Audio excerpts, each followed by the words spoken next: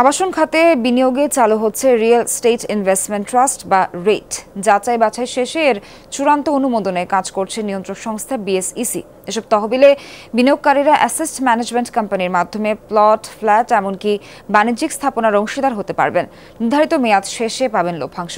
আবাসন খাতের এসব মিউচুয়াল ফান্ডের ন্যূনতম আকার হবে 200 কোটি টাকা। আরও জানাচ্ছেন তৌহিদ হোসেন, ছবি তুলেছেন সাজ্জাদ হোসেন শাকিল। স্যান্ডেলিনা সো, রূপচর্চায় আভিজাত্য। চারপাশে একের পর এক উঠছে আবাসিক কিংবা বাণিজ্যিক স্থাপনা। সবচেয়ে বেশি চাহিদা ঢাকার মতো মেগাসিটিতে।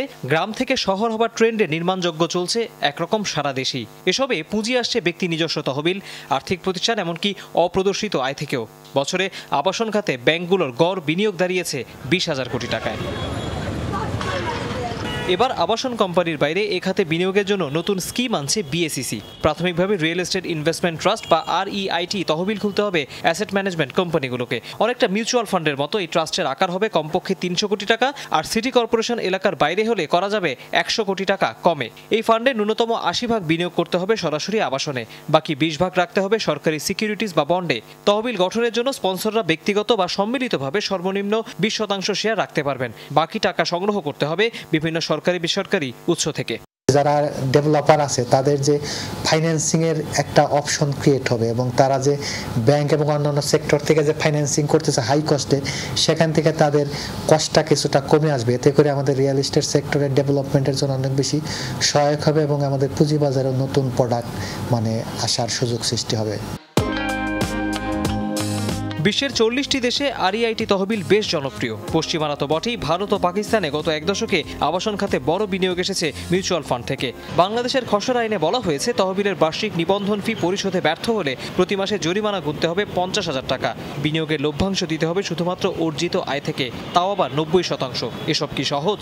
তার প্রপার্টি, তার সেই যে প্রপার্টিটাকে একটা ট্রাস্টের কাছে দিবে এবং সেই ট্রাস্টে এটাকে পুরো ম্যানেজ করবে এবং এটাতে ভাড়া কালেক্ট করবে এবং দেন 90% ডিভিডেন্ড আকারে দিবে। এর মেইন ইনকাম কিন্তু অ্যানুয়াল ইনকাম হচ্ছে ওইটা, ডিভিডেন্ড ইনকাম হচ্ছে রেন্টাল ইনকাম।